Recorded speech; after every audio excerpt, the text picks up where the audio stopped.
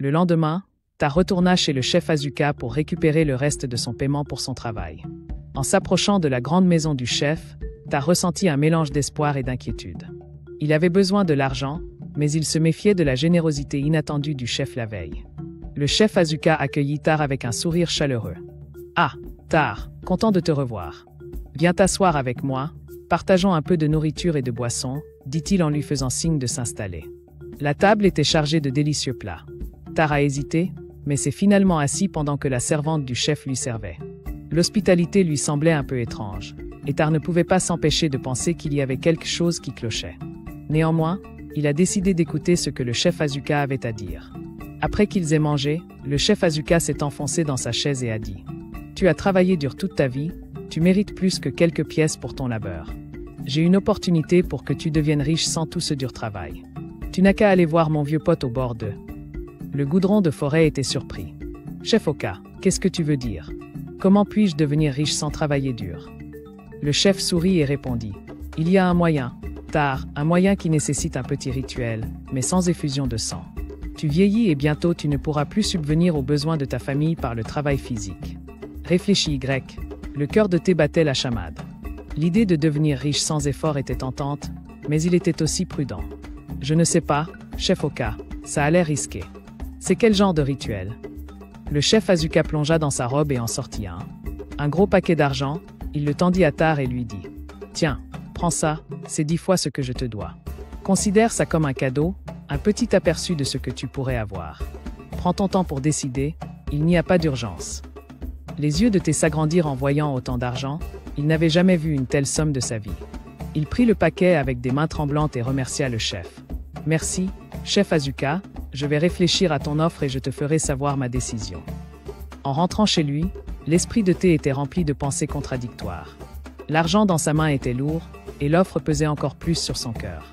Quand il est rentré chez lui, sa femme a vu le paquet d'argent et ses yeux se sont écarquillés de surprise. « D'où tu sors tout ça ?» a-t-elle demandé. Il a soupiré et a tout expliqué. « Le chef Asuka m'a donné cet argent et m'a fait une offre pour gagner facilement de l'argent. Il dit que ça implique un rituel, mais pas de sang. Je ne sais pas quoi faire, c'est tellement d'argent et ça pourrait changer nos vies. » Sa femme l'a écouté attentivement, le visage inquiet.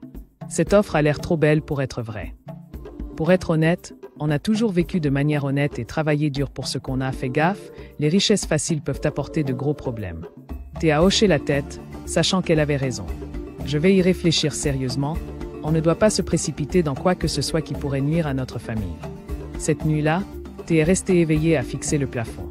L'argent était bien caché, mais ses pensées étaient loin d'être tranquilles. Il savait qu'il devait prendre une décision bientôt, mais il voulait s'assurer que ce soit la bonne pour sa famille. La promesse de gain facile était tentante, mais l'inconnu. Les risques l'ont rendu prudent. Thé a passé les jours suivants à réfléchir à l'offre de Chef Asuka. Le paquet d'argent était un rappel constant de la richesse qui pourrait être sienne. Il pensait à sa famille, à l'avenir de ses enfants et aux luttes sans fin qu'ils avaient traversées. La tentation d'une vie facile était difficile à résister. Un soir, alors que le soleil se couchait, Thé a pris sa décision. Il a décidé d'accepter l'offre de Chef Asuka, espérant que cela apporterait de la prospérité à sa famille. Il a dit à sa femme « J'ai pris ma décision, j'irai à la forêt. » Le lendemain, Thé se dirigea vers la lisière de la forêt pour retrouver le vieux pour le rituel. Sa femme le regardait avec des yeux inquiets, mais hocha la tête. « S'il te plaît, fais attention, le bonheur de notre famille compte plus que la richesse. Promets-moi que tu reviendras sain et sauf. » Thé la prit dans ses bras et lui promit « Je reviendrai sain et sauf, c'est pour notre avenir. » Le lendemain, Thé s'avança vers la lisière de la forêt où vivait le vieux. La forêt était sombre et dense, avec des arbres qui semblaient murmurer des secrets. Le cœur de Thé battait la chamade alors qu'il s'approchait de la hutte du vieux, qui avait une longue barbe blanche et une sagesse évidente. Les yeux l'accueillirent. « Ah, Tar, le chef m'a dit que tu viendrais. Es-tu prêt pour le rituel ?» demanda le vieux. Tar hocha la tête, sa voix tremblant légèrement. « Oui, je suis prêt. » Le vieux guida Tar vers une clairière dans la forêt. Au centre de la clairière, il y avait un cercle fait de pierre, et à l'intérieur du cercle, des symboles étranges étaient tracés sur le sol. Le vieux commença à chanter, sa voix basse et rythmée remplissant l'air d'une ambiance étrange. Tar se tenait dans le cercle, ressentant un mélange de peur et d'anticipation. Le vieux s'approcha de lui. Avec un petit bol d'huile noire, il a dit que ce rituel te donnera de la richesse sans verser de sang. Frotte cette huile sur ton corps et les dieux te béniront. Thé a pris l'huile et, les mains tremblantes, a commencé à se frotter la peau. Le vieux continua de chanter et l'air autour d'eux semblait scintiller. En appliquant l'huile, il ressentit une étrange chaleur se répandre dans son corps. Le vieux a ensuite posé ses mains sur la tête de Thé et a dit « Tu as été choisi, les dieux te donneront des richesses, mais souviens-toi, il y a toujours un prix. Le prix à payer, sois sage et utilise ta richesse pour le bien. » Avec ces mots, le rituel était terminé. Le vieil homme tendit à Thé un petit sac rempli de pièces d'or. « Ce n'est que le début, d'autres viendront à toi. Vas-y maintenant et prends soin de ta famille. » Thé remercia le vieil homme et quitta la forêt, le cœur rempli d'un mélange d'excitation et d'appréhension. En rentrant chez lui, sa femme et ses enfants l'attendaient. Il leur montra le sac de pièces d'or et leurs yeux s'écarquillèrent d'émerveillement. « Thé, c'est vrai ?» demanda sa femme. Tenant une des pièces. « Oui, c'est vrai, les dieux nous ont bénis », Thé a dit en serrant sa famille dans ses bras. « Nos vies vont changer pour le mieux. » Cette nuit-là, ils ont célébré avec joie et espoir.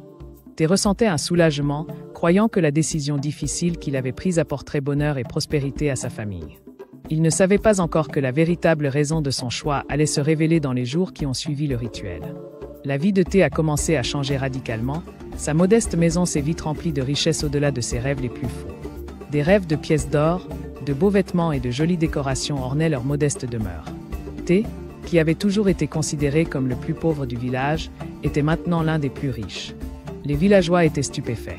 Partout où il allait, les gens s'arrêtaient et murmuraient entre eux à propos de sa fortune soudaine. Comment Thé avait-il pu devenir si riche du jour au lendemain? Se demandait-il. Certains supposaient qu'il avait trouvé un trésor caché, tandis que d'autres pensaient qu'il avait été béni par les dieux.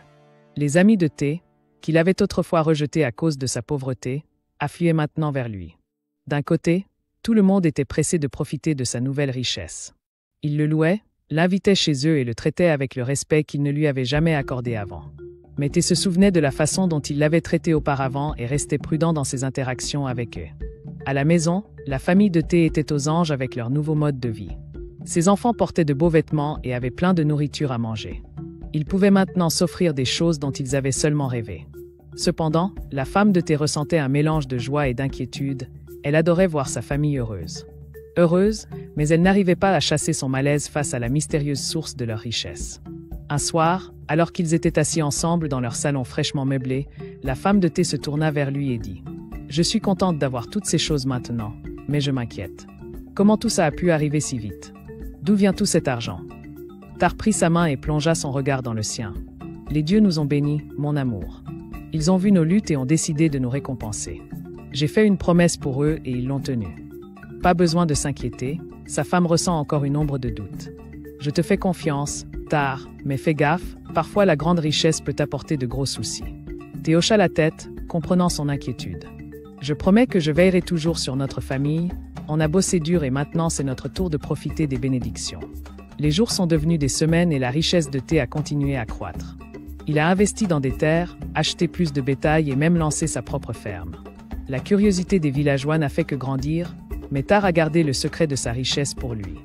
Dans son cœur, il ne partageait cela avec personne. Malgré la vie luxueuse qu'il menait maintenant, la femme de Thé gardait un œil attentif sur lui. Elle remarquait qu'il semblait parfois plus distant et préoccupé, comme si un fardeau pesait lourdement sur ses épaules. Elle savait que Thé aimait leur famille de tout son cœur, mais elle ne pouvait s'empêcher de se demander si le prix de leur nouvelle richesse agricole n'était pas plus élevé qu'il ne le pensait.